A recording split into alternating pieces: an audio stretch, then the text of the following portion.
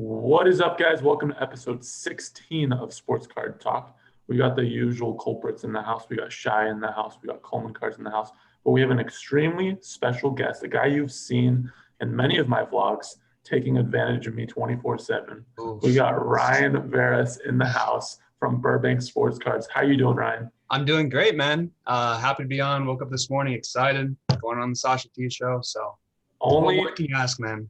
Only day off you have, and you're at Sports Card Talk. Is that a good thing? Are you happy about it? It's a great thing, dude. I live sports cards. So even if I wasn't on the show, I'd be doing stuff related to cards. So this is the best case scenario for me. Okay. I want to ask you this, you're like ingrained in sports cards basically. It's like, what are you doing on your day off? Are you still like on eBay, like being in the business, or are you trying to like kind of separate it on your only day off? My day off goes like this. I'm in my room chilling. I got eBay open on the second window. I got Card Ladder open. I got everything open on the second window. Rob's in the living room watching sports and stuff like that. And I take all the day's games based on what I hear from Rob. If he's screaming about the Bucks winning, or if he's doing whatever he's doing out there, then I know Brady's going up, LeBron's going up. I watch some games, but I really take all my knowledge of what I hear Rob doing in the living room. So did you always think you were going to kind of take over the family business eventually, or were you, did you have any other like hobbies or interests or like stuff like that? I didn't always think I was going to do it. I'm really into computers, building computers. I wanted to go into computer programming. But my second year through college, my grandfather's like, Ryan, I'm getting old. It's time, because it's going to take time to learn the business, figure out what he does on a daily basis.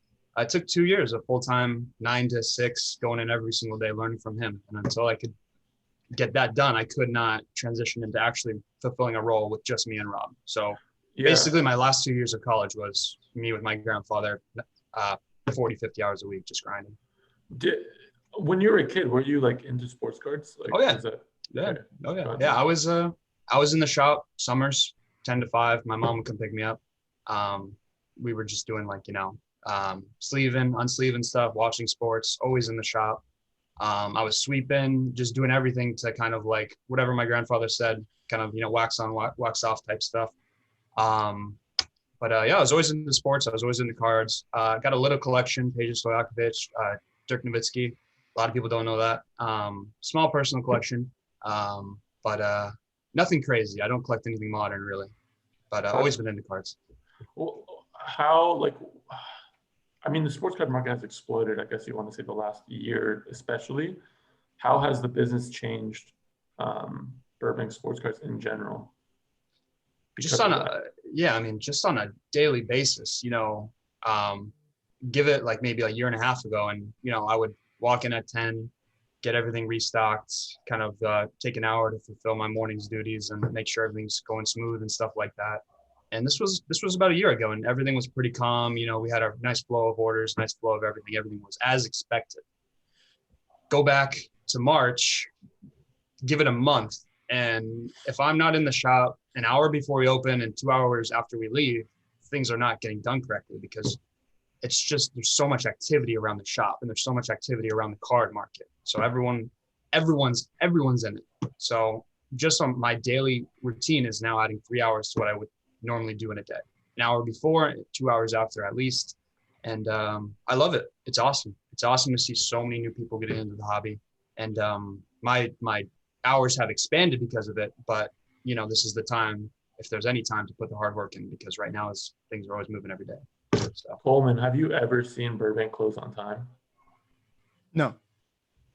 Not in the last, like Ryan saying, not in the last year or year and a half. But again, I wasn't really like staying late a year and a half ago. So, sometimes I walk in there, and if you want to get to be able to talk to Ryan, it's going to take like an hour and a half, 2 hours. It's just, that shows the true demand of like what's going on within the business.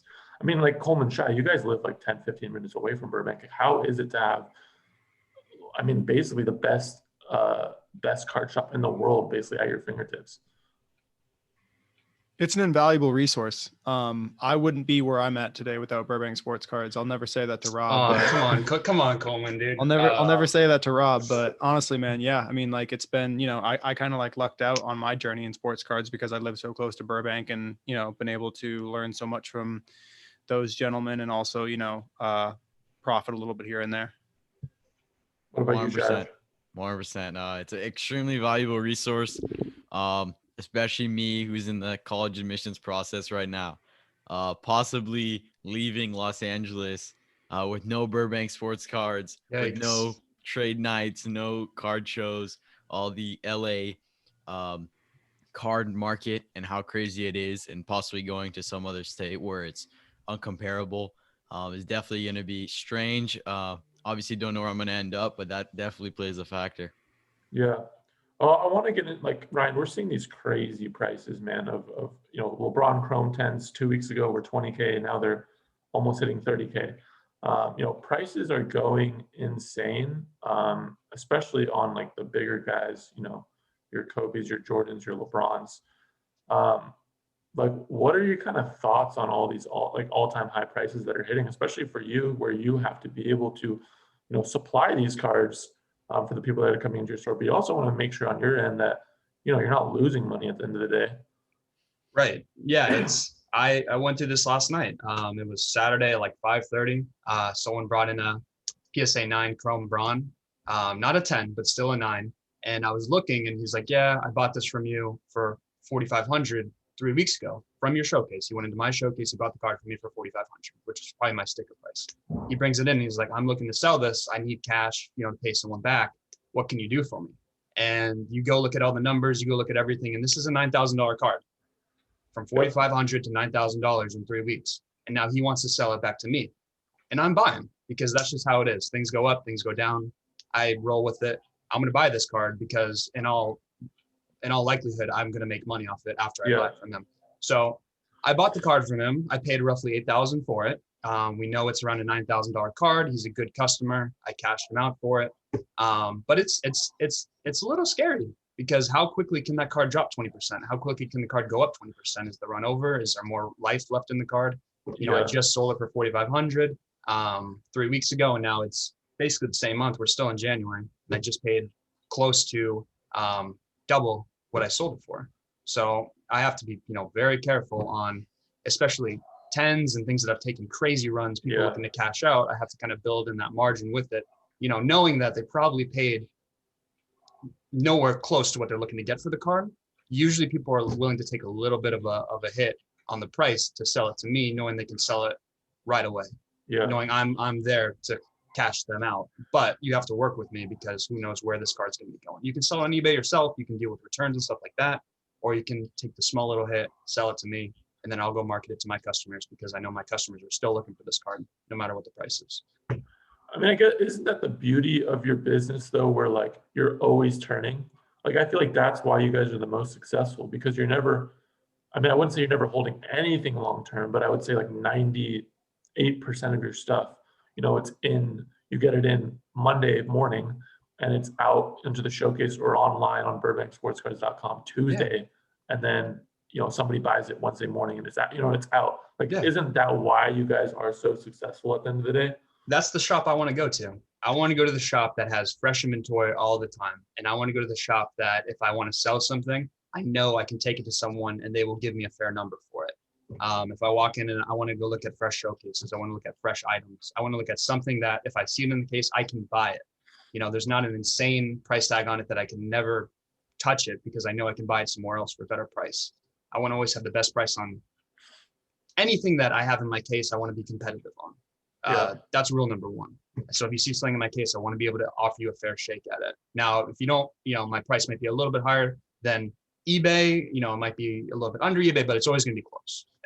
So that's the main thing. It doesn't make sense for me to sell something for 30-40% more than you can just go and click a button and go buy it. That's not how we live anymore.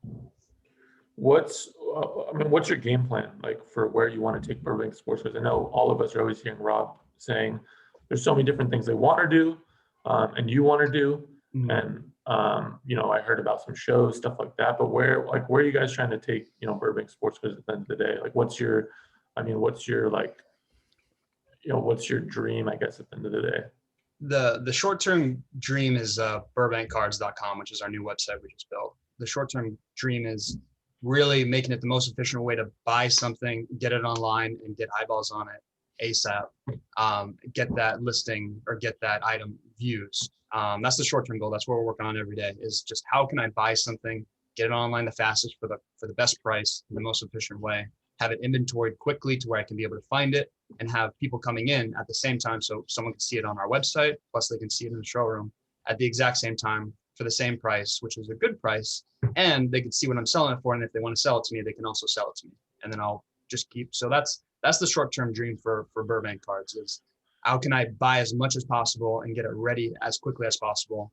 That's the short-term dream. Long-term dream is, shows, community stuff, but I'm not even ready to talk about that until we can do it safely. So we're working on. Yeah. Coleman, I know that you, and first off the line, John, were before like COVID restrictions kind of heated up again. I don't know if it was.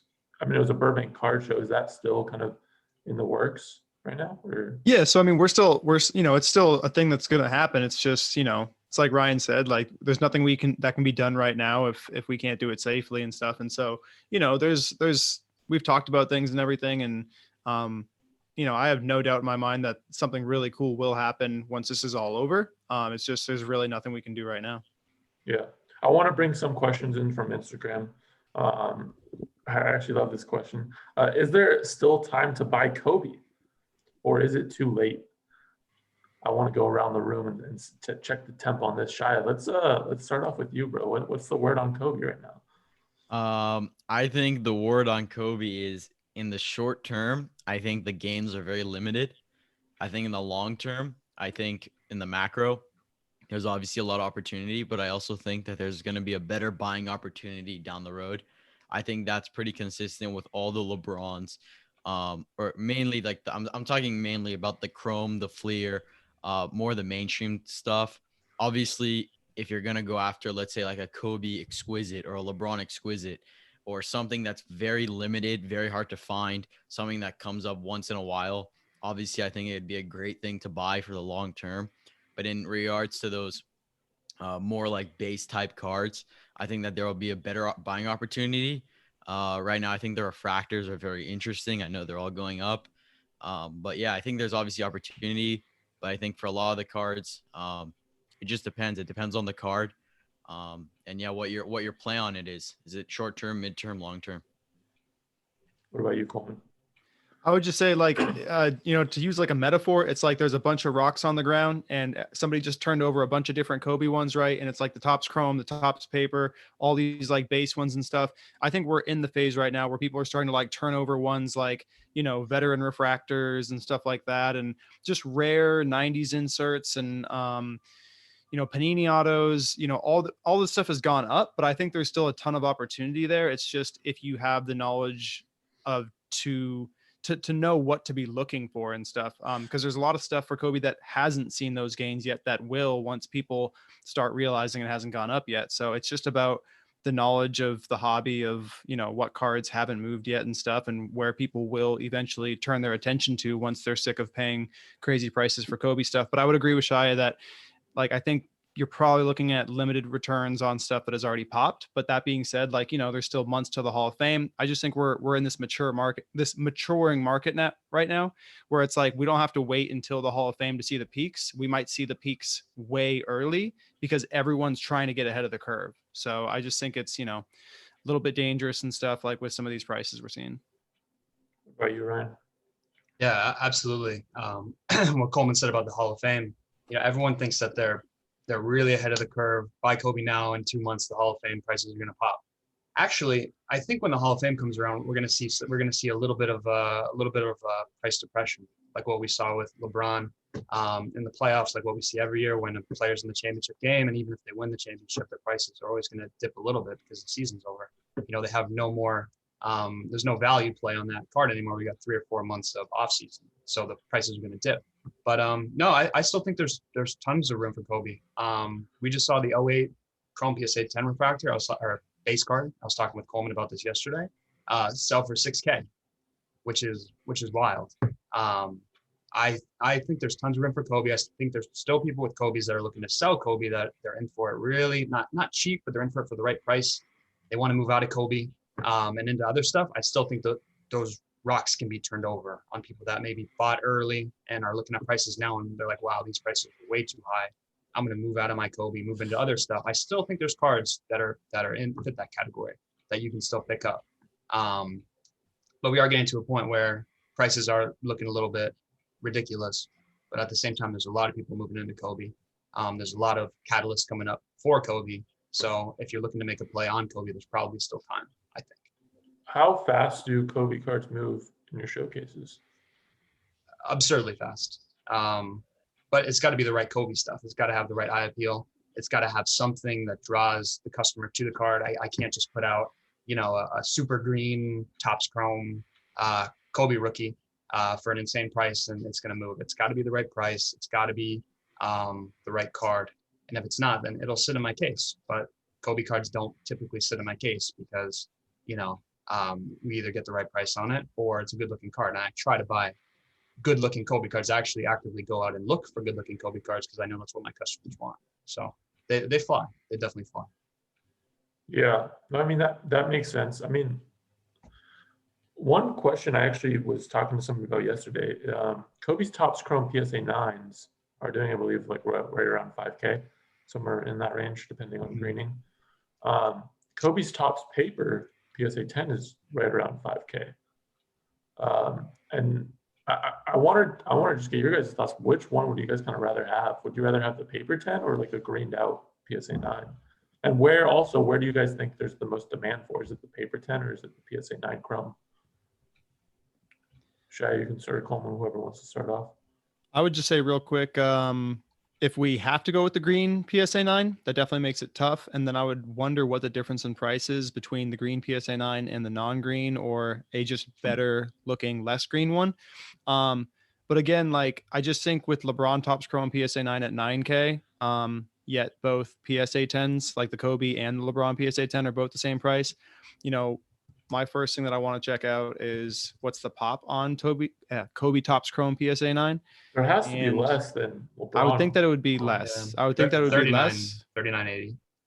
39.80 is the pop on that? Yep. Okay. And so LeBron must be actually less. It might. Are there less Kobe Chrome PSA 10s than there are LeBron Chrome PSA 10s? Because there are less Kobe's and more LeBrons. So there's Gotcha. like 800 to 900 Kobe's. There's like 2,100 LeBrons. LeBron PSA 9 pop is 2,500. So that I guess explains a little bit of the gap, but I would still say that there's some room on the Kobe, even at a 3,600 pop or whatever you gentlemen said it was. Yeah. I mean, so I'd probably take that over the PSA 10 base paper. Yeah. You'd rather have the Chrome. Oh, it looks like the Chrome is 5,500. Maybe that's a non-green. I'm just looking at card ladder. Yeah. I'd rather have the Chrome, to be honest. I think that'll hold value better. I don't know. I'd rather have the Chrome because I think there's some room on the Chrome as opposed to the Topps paper. The Topps paper went from 2K, I don't know, like a month ago, 2 months ago, 2,500 to now it doubled in 2.5 months. And I remember the August peak, that Chrome paper, or not that Chrome paper, but that Topps paper Kobe was hit 5K. So I just think it's interesting where we're at in the market. Where like right now, like everything is basically hitting all-time highs, unless we're talking about Luca Bass. We can talk about that a little bit later. But it seems like there's a majority of the people in the market are kind of looking at this opportunity. It's like, okay, I need to sell off, make my profit, move on to the next thing. And I think that's a great strategy. At the same time, I'm seeing a lot of people, especially when they're first starting to get into this, they buy, and they don't sell. And I feel like that's where people are going to lose. Because like Coleman, like you yesterday, you bought a Michael Jordan, or you got in a trade, but anyways, you got a Michael Jordan Fleer PSA, 6 or 7? 6, yeah. And you got it at 6K value, I believe, somewhere around there. Well, I was all into it at 5. And then you flipped it for 7, 8 that same day. 8, yeah. So like that, making 2K in a day, like that's how you're able, and that's how Coleman is able to do this full time. Whereas, you know, there's people that have these unrealized profits where they're like, oh yeah, I'm up, you know, 50K based off of eBay comps.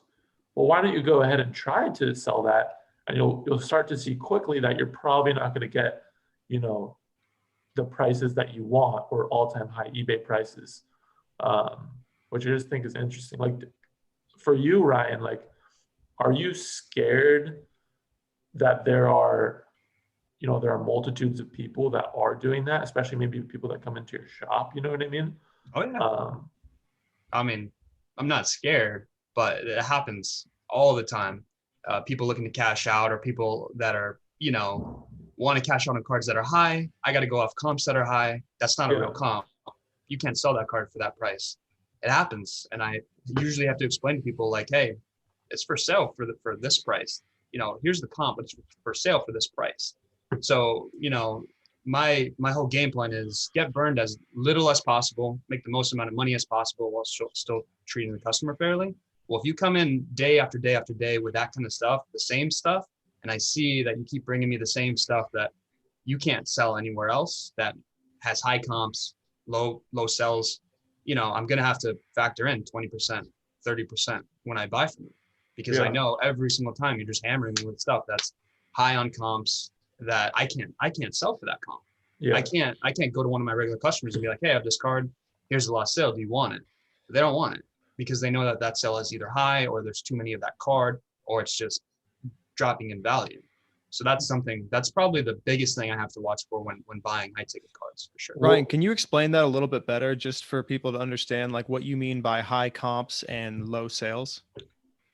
Yeah. So sometimes if we see one-off sales, or if we see sales that, you know, something went from 5K to 8K in a period of maybe 2 or 3 weeks, and his name is not LeBron James and it's not a Topps Chrome, or if I see, you know, a BGS 9 Michael Jordan that sells for, what did the last one sell for, like 34K or 35K? Like that might be a bad example, but kind of in that similar like price range.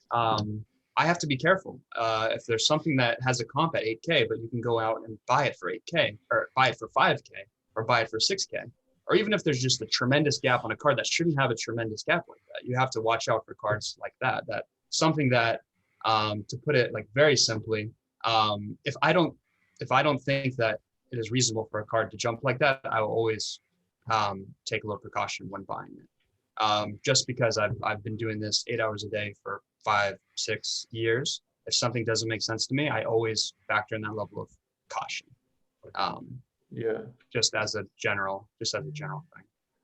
I mean, we're all in LA here also, and I want to shift gears a bit. You know, there's a lot of card shops opening up right now. We had Melrose, which was by Cool Kicks, I believe, open up. We had the Coffee Breakers, it's Dan Fleischman, TJ Skis, and Steve Aoki's shop, I believe.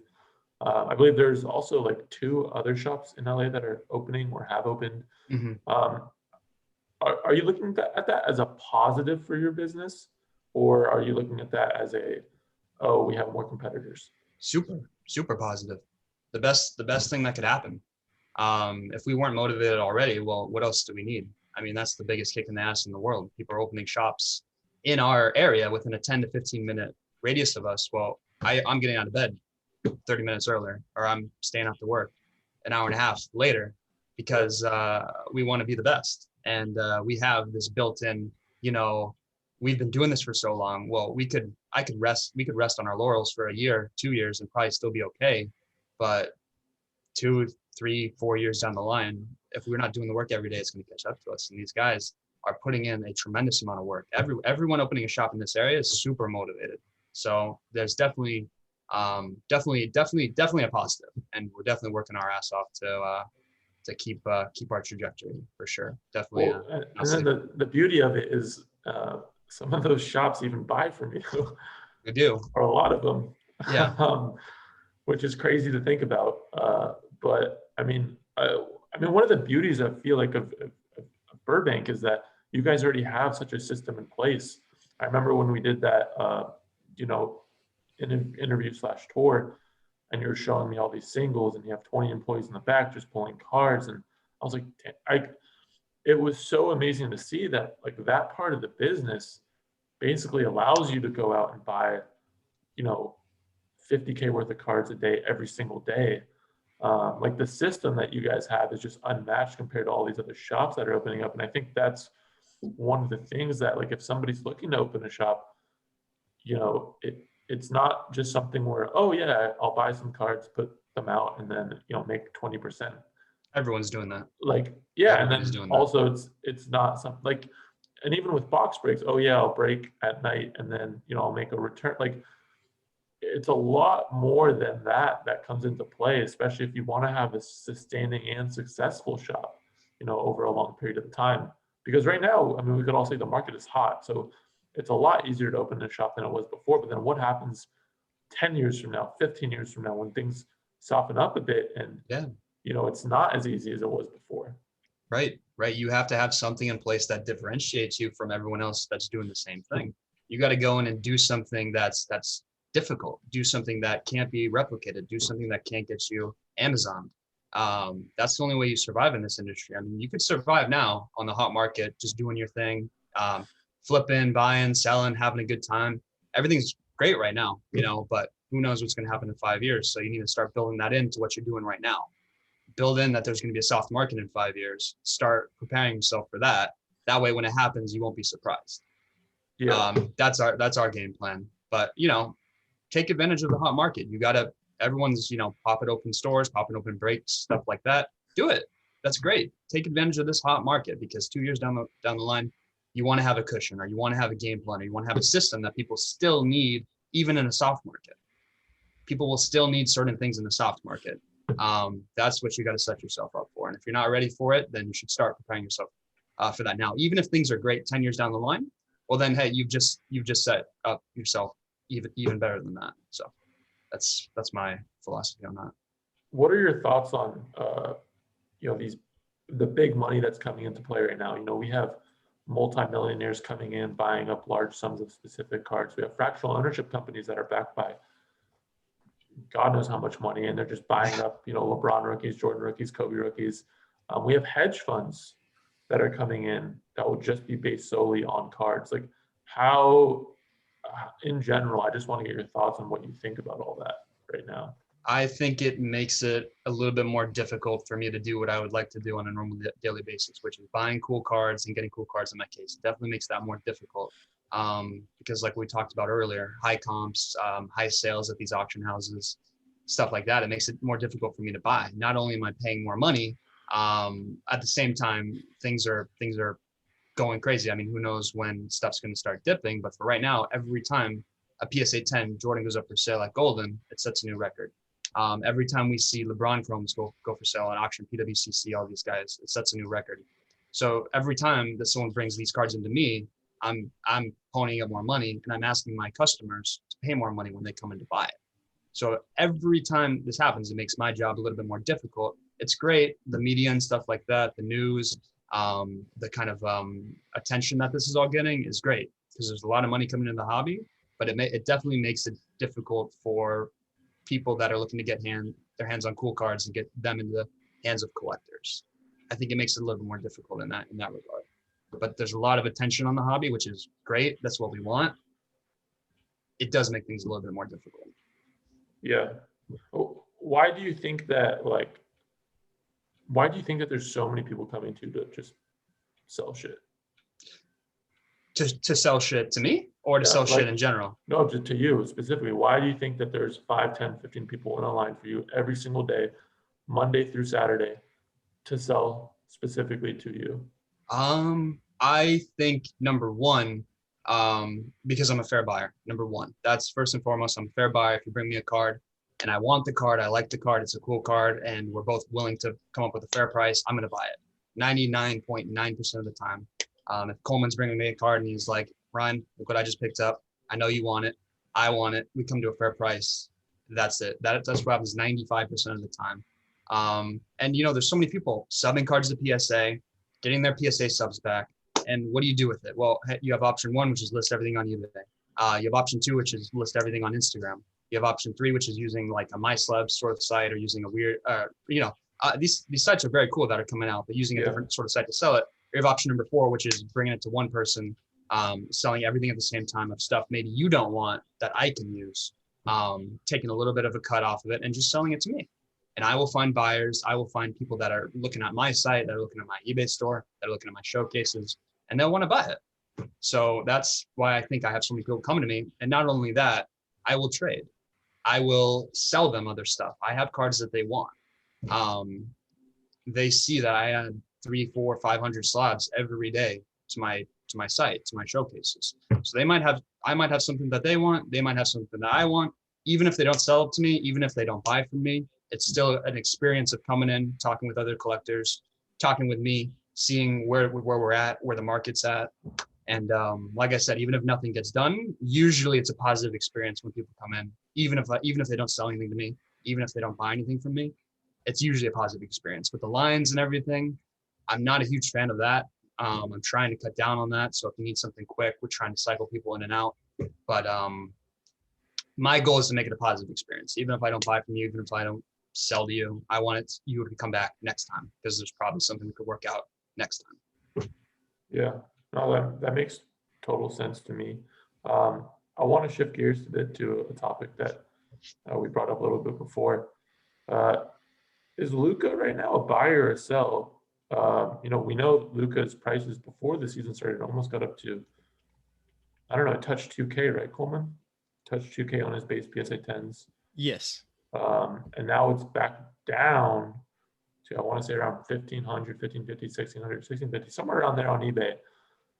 Luka actually, in reality, is actually playing extremely well. But at the same time, we have, for his base market, stuff is down. We know for his color, especially his prism color, it's hitting all-time highs. So I want to just start off with Luca Bass. Like, how are we feeling about that market? Are we buying him? Are we selling him? What do we see that card's market going forward? So I'm very biased, obviously, because I like Luka and I have some big Lukas. But what I'll say is we're seeing everything that we normally see, in my opinion, except it is super pronounced now because values are so much higher and inflated, if you want to say it, whatever. Before every season starts, there's a hype leading up to the season on young guys, on old guys, on veterans, whatever. Prices go crazy, and then as soon as the season starts, doesn't matter if the kid goes out and puts up 50 points a game, his stuff will either sustain or stagnate or even dip a little bit. And what we've seen with Luka is he's going out and still having triple doubles, putting up tons of points, but his stuff is pulled back a little bit. You can blame it on whatever you want. Fat Luka, Mavericks not playing well and being like a 500 team. You can kind of call it whatever you want, but our sample size from last year when this happened was Luka stuff just going up during this time, because Luka came out in year 2 and was like a MVP, like a top 3, top 4 MVP favorite when nobody thought he would take a step that fast. So that was a different thing, but now everyone's expecting it. So he's just being another young guy, which is hype leading up to the season. We see a dip off, and then, maybe we see stuff climb back up. Do I think Luka's a buy right now? I mean, at the show yesterday, I had a bunch of Luka Prism, Luka Optic. They were moving. So if I'm sensing that in the market based off of people coming up to me and wanting that card, then yeah, I think it is a buy right now because it's probably going to go up a little bit. That being said, I don't know, and I'm extremely biased. So that's mine. What about you, Shaya? I am kind of conflicted on this topic. I think that Luka, I'll talk about the base first. I think the base in general, I think it's more of an opinionated type thing, whether it's a buy or a sell. And I think that's mainly due to the people's, like, this discrepancy that has happened about the base market. And a lot of people are going against this whole idea of base. We've seen a lot of people talk about pop recently and why they're so against the base PSA 10s, because there's so many of them. So I really think that's based on opinion. I'm personally conflicted. I don't even know what I'm doing with mine yet. I have 5 currently. In regards to like color, I don't think you can go wrong with color. Luka is going to be amazing in the future. If you're planning to hold that card and you think he's going to be as good as Coleman believes, go for it. I definitely think the base are at a low. I think they're trading at around 1450, 1500, if I'm not mistaken. So I don't know how much lower they'll get. I cannot see a world where they'll go down past 1200. I think that is like the support of the supports for the Luca base 10. But I think that it could easily go back up to $1,800 range as well, especially if the Mavs heat up, they start winning, he's putting up points. So I think it's just more of what your opinion is on that Luka situation and what your opinion is on the base market, because you see this with all the base. You're seeing Zion, you're seeing Tatum. Tatum started the season off hot. He's been injured or he has COVID, and his base PSA 10s have stayed the same, maybe got down a little. Mitchell's been playing great. His 10s haven't really changed. Jaw exploded at the beginning of the season, has kind of sustained. So you're seeing this pattern with all the base that they've maybe gone up, but ever since they've really just gone down a little bit or maybe sustained. But majority, they've gone down. What about you, Ryan? What are you thinking? From a kind of shop owner POV as far as Luka goes, and base goes, that's the card that I'm referring people to if they want a piece of Luka. If they want a Luka card, and that's in their budget, that's the card that 99% of the time I'm going to sell them the base card from a shop owner point of view. If they're new into basketball or they're just returning into cards and they want to pick up a Luka, they want to have something that's going to go up and down with how he plays. There's nothing better that I can refer them to outside of the Prism base card. So as a shop owner, I'm okay with kind of the price it's at. I'm okay with it not being a $3,000, $4,000, $5,000 card. The price it's at right now, if it's a really good budget. Same thing with Zion and Ja and kind of Trae Young, how their prices are kind of dipping a little bit. I'm able to buy a bunch of those, bring them into my shop, and actually sell them as opposed to when they're $800, $900, $1,000. So that's kind of my POV as a shop owner. I like having those cards in stock at all times. As far as investing goes, not huge in the base cards.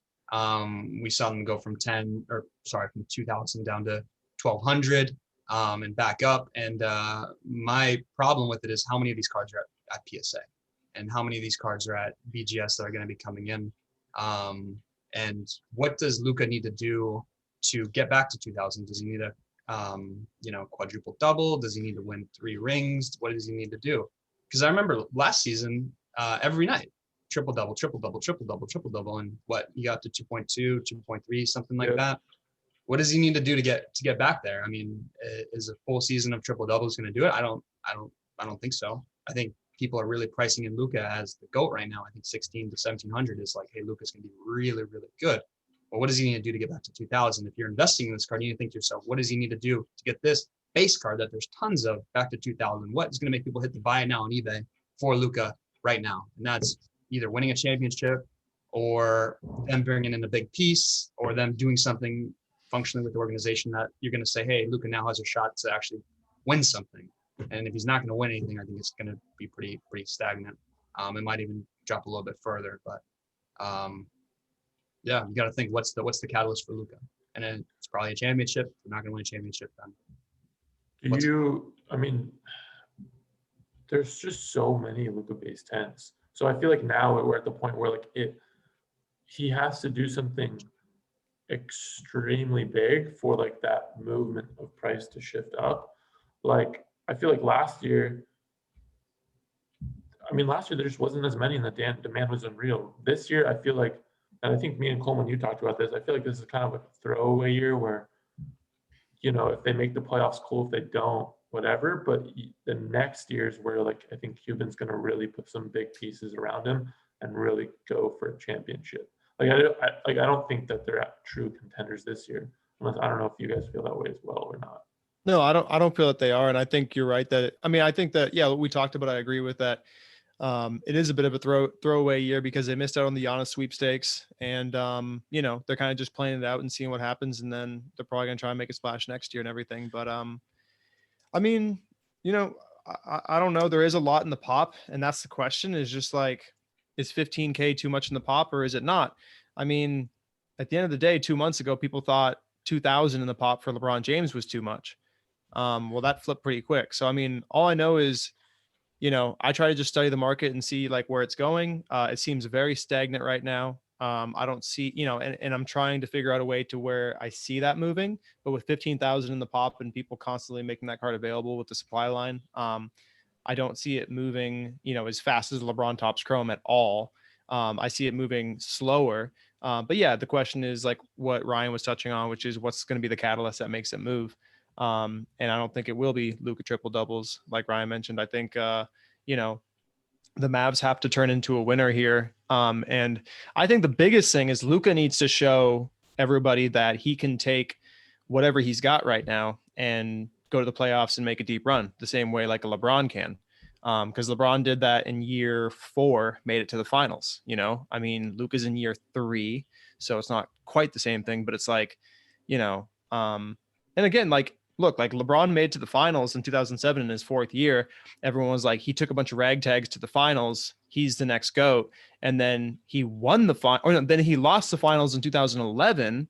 And people said that he's garbage, basically, because he had the team around him, like the Heatles and everything. So it's like public opinion can switch super quick. I mean, we've already seen it in this market in 2 months. So, but that being said, there's a lot of indicators of why people think that Topps Chrome should be what it's at. So, I don't know. It's fun to like talk about and stuff and speculate, but yeah, I think this is probably a throwaway year. That was a long-winded question or long-winded rant to that, but yeah. Gotcha. I don't know if you saw that NBA Top Shot is a new like thing that just came out. I believe it's affiliated with the NBA. I don't know about it too much. I just know from what I've heard, basically you can like buy it's basically a video, and like they're sort of numbered, so there's not a big quantity of them, and like the limited video, the more money it costs, and you can trade it as like a currency. Initial thoughts. I want to get your guys' initial thoughts. I know for me, I need to see a lot more from it. It just seems weird to me initially that, oh, you're going to pay thousands of dollars for a video that you can watch online. But I also get the understanding that they're also trying to make it into a currency, if you will. So I don't know if you guys have bought some or not, or if you guys have looked into it, but I just wanted to get all of your guys' initial thoughts and have a conversation about it, what we think on it. This is NBA Top Shot? Yeah. I don't know what that is. I mean, like I see I'm on the page on Instagram and I know that we met somebody that has something to do with it yesterday at the show. But other than that, I literally know nothing about it. What about you, Shaya? I feel like a lot of the younger crowd has been talking about it. I don't know if you're linked with those homies. I'm not linked with any of those homies. I'm looking at the website right now. I'm not sure what's really going on, to be honest. Yeah, I mean, I think the end goal is to make it a currency, but like what they're using as currency is like a selective video of like LeBron dunking, or like a sick video, and you can trade that video essentially, and it's like really expensive for like the very, I don't know, big highlights. It's kind of yeah. I'm kind of where you were at originally. I'm gonna need to see something from that before I get involved. Yeah, I mean, Ryan, have you heard about it? Like, no. First thing I've ever saw on it. There's been a lot of talk about it like recently. Yeah. I mean, if there's demand for this kind of stuff, and if people see that they can make money off of it, people are gonna look into this for sure. The only way that this works is if there's demand for it, and if there's no demand, then this will be gone in a month or two. But it looks like the whole pack into like packing out a sort of moment and having the moments be numbered and going for maybe the top moments, and I guess they sell for some amount of money. Well, so I think the big thing is that they're licensed by the NBA. By the NBA, yeah. So like that gives it like a good standing feel. I know somebody paid $40K for like one specific video, and I honestly don't. That might be something where like NBA Top Shot, like tried to get somebody that, maybe they gave them money and they said, buy, this just to get things flowing. I don't know exactly. But they're really trying to get it integrated into card culture. Again, it's like very, very new. So I didn't know if you guys maybe knew about it or were getting onto it. It's just, to me, I need to see a lot more. Like, I'm not going to be dropping 42 bands on a video right now, or whatever it is. But I do know that there are some people that are like quick flipping the videos and making some sort of money. I guess these are just kind of the businesses and ideas that are going to be flowing within the card market. And I guess this is maybe just one of the first things we've seen so far. I feel like we might be looking back on this video like a year from now and like being like, oh shit, like we were so stupid. Or it's a year from now, we're gonna be like, people are gonna be like, what was that? Like, I never heard of that. Like it's just completely gone. So I don't know what end of the spectrum we're gonna be on to be completely honest. Yeah, it looks like they have like a base set, so like complete the whole set type deal going on with this, which appeals to collectors, and they have packs and they have sold prices plus asking prices, so it's like a mix of like StockX plus opening packs. It kind of looks like Upper Deck, what they do with the e-pack system. If you guys are familiar with that, with hockey, but more for NBA fans and not exactly card fans. I don't know. It's interesting. You might have to be buying some videos for the shop. I know, videos for the shop. Yeah. And trade. Trade. I'm very confused by it. As a 33-year-old man, I'm very confused and angered. Again, I just don't get it. I have no idea. I don't get it. It is very, very new, and just wanted to see if you guys were making a dabble into it. I feel like after this video, I'm going to be kind of like tuning in a little bit more and seeing what's the play. But yeah, I mean, it's just a very new kind of dynamic and feel. But wanted to move on to one last thing. Again, at the end of the videos, I know I haven't done it in a while, but I feel like this is a good group of guys to do it. What is the one card that you're kind of making a play on or thinking to acquire, or want to acquire at least in the next, let's say month or so? So a card that you're eyeing, because the beauty of it is maybe somebody here or watching it will be able to hook you up, or they'll be able to steal the card you're trying to buy. So it could go either way. But Shaya, let's start off with you, dude. What are you looking for, dude? I'm looking for a grail. I'm looking for a long-term grail type of card. There are a lot of plays right now, obviously, but I've been after a grail card that I'm going to be holding for a long time unless a better one arises. So I'm looking for that, and that's going to be a LeBron, Kobe, or Jordan. No, it will not be a Topps Chrome base. But I'm in the works of trying to look for one. I found several that have yet to pan out, but I'm hoping within the next couple of weeks or so, I will acquire a grail. So that was such a political answer right there. He's not giving the full card away, but he's giving you an idea. So I love that. Coleman, what about you, dude?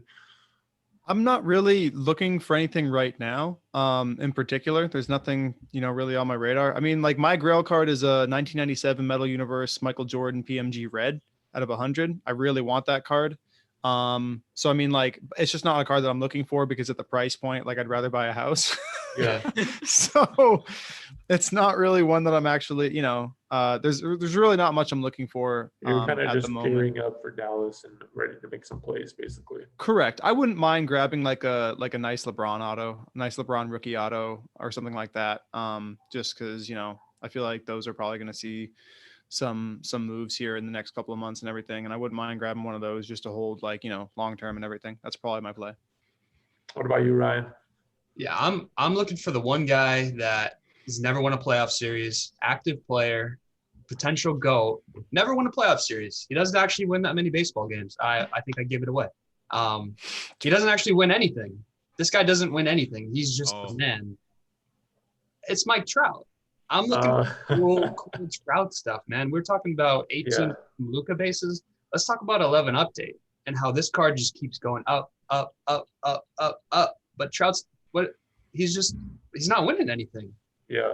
He has so much value baked into it. If Trout wins anything, it's a wrap. Because people are like, Trout's never going to win anything because the Angels suck, but he's going to be a great player, Hall of Famer. He's already maybe one of the best to ever do it. If this guy wins anything, forget about it. I mean, kind of how I roll is I buy and I sell. So when I buy Trout, I sell. But if I were to ever hold anything, Trout Diamond, Trout Cognac, Bowman Chrome Auto, something like that.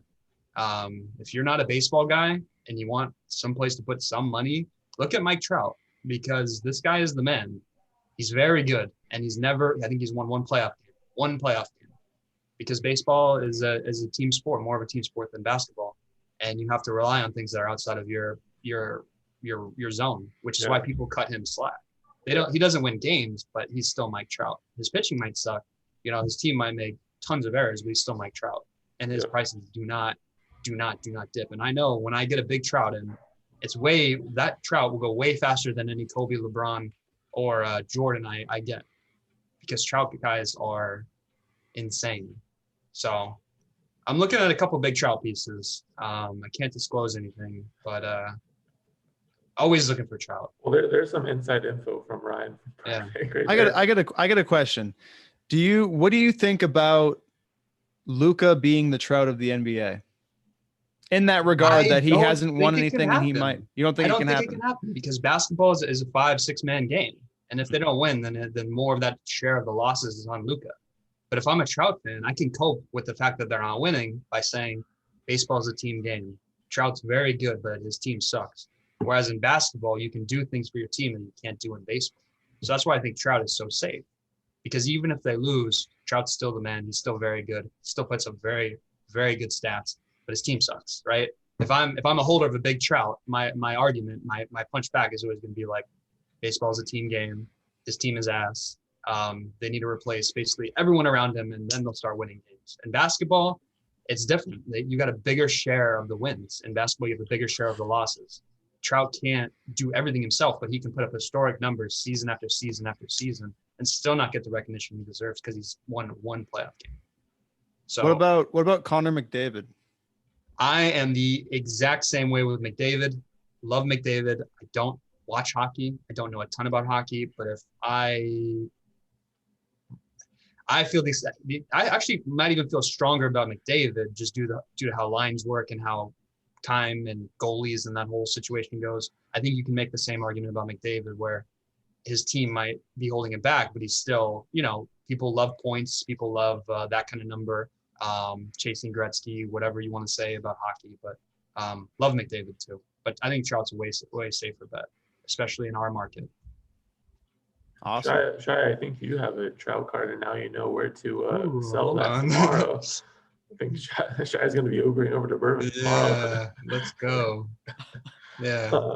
Well, I appreciate, Ryan, you coming on. This was a fantastic episode. I think we got a lot of good information for people, good education for people as well, and a great perspective, especially from somebody that's buying every day, like a crazy amount. So thank you so much for coming on, Ryan. I truly appreciate it, brother. Yeah, no problem. Thanks for having me. Appreciate it, for sure. No worries. Coleman Cards, once again, legend. Thank you so much for coming. Shaya, thanks so much for coming, legend. Guys, if you're listening on Spotify, make sure to follow us on there. And if you're watching on YouTube, make sure, first of all, you subscribe to the channel, like this video, put a comment below. And then also check out Burbank Sports Cards, located in Southern California, best card shop in the world. Make sure you say hi to Rob. Make sure you check out Ryan if you're looking to sell anything or trade. But yeah, guys, all right, I'll see you guys in the next episode.